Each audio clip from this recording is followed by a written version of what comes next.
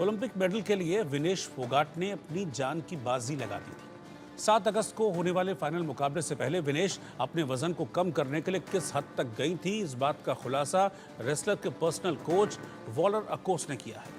अकोस के मुताबिक सेमीफाइनल के बाद विनेश का वजन 2 किलो 700 ग्राम ज्यादा हो गया था, जिसके बाद उन्होंने बगैर रुके 1 घंटे 20 मिनट तक एक्सरसाइज की। इसके बाद भी 1.5 किलोग्राम वजन ही कम करना उनका बाकी था। 50 मिनट के सोना बाथ के बाद उनके शरीर पर पसीने की एक बूंद भी नहीं दिखी। इसके बाद आधी रात 12 बजे से सुबह 5:30 बजे तक उन्होंने अलग अलग कार्डियो मशीन और रेसलिंग मूव्स पर काम किया। वो लगातार 45 मिनट तक एक्सरसाइज करने के बाद 2 से 3 मिनट तक आराम करती थी और फिर से कुश्ती और कार्डियो करने लगती थी। विनेश ने देश के लिए मेडल जीतने के लिए खुद को झोंक दिया था। इसी बीच वो अचानक चक्कर खाकर भी गिर गई थी।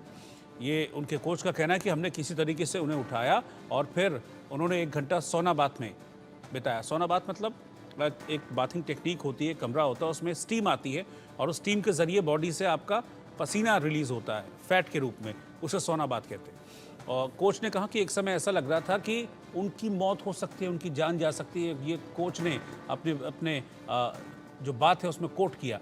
उन्होंने कहा कि मैं भी निराश था, जिसे देखकर वो भावुक हो गई। उस रात अस्पताल से लौटते समय विनेश ने मुझे कहा, कोच दुखी मत हो, क्योंकि मैंने दुनिया की सर्वश्रेष्ठ महिला पहलवान जापान की यूई सुसाकी को हराया है।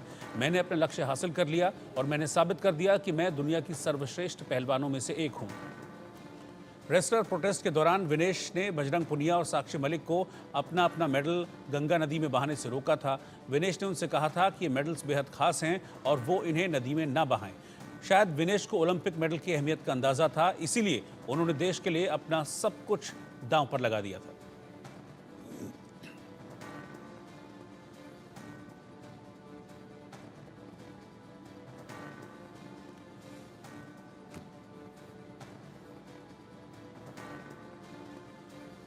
इधर कल प्रधानमंत्री मोदी ने ओलंपिक में जाने वाले सभी खिलाड़ियों से मुलाकात की। इस दौरान पीएम मोदी ने कहा कि विनेश फोगाट पहली ऐसी भारतीय बनी जो कुश्ती में फाइनल तक पहुंची। ये हमारे लिए गौरव का विषय है। विनेश पहली ऐसी भारतीय बनी जो कुश्ती में फाइनल तक पहुंची। ये भी हमारे लिए बड़ा गर्व का विषय है। ओलंपिक्स में 7 शूटिंग इवेंट्स में इंडियन शूटर्स फाइनल्स में पहुंचे और ये भी पहली बार हुआ है।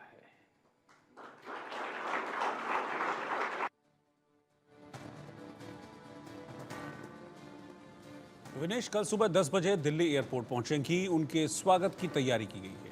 बजरंग पुनिया ने पोस्टर जारी कर बताया कि कहां विनेश का स्वागत किया जाएगा, लेकिन इस बीच उन्होंने एक विवादित पोस्ट भी कर दिया और लिखा, माना पदक छीना गया तुम्हारा इस अंधकार में, हीरे की तरह चमक रही हो आज पूरे संसार में।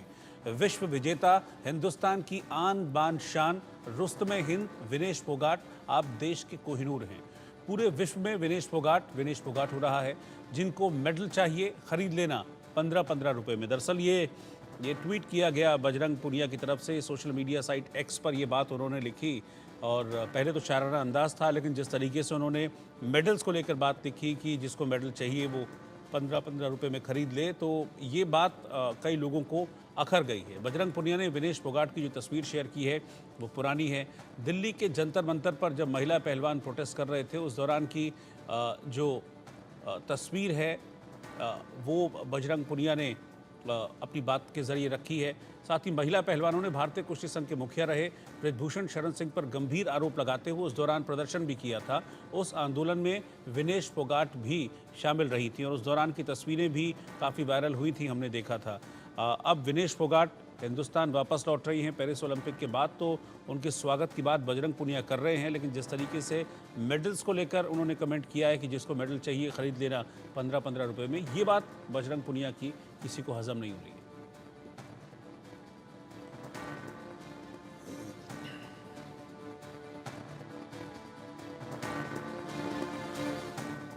70वें नेशनल फिल्म अवार्ड्स का ऐलान कर दिया गया है। इसमें मनोज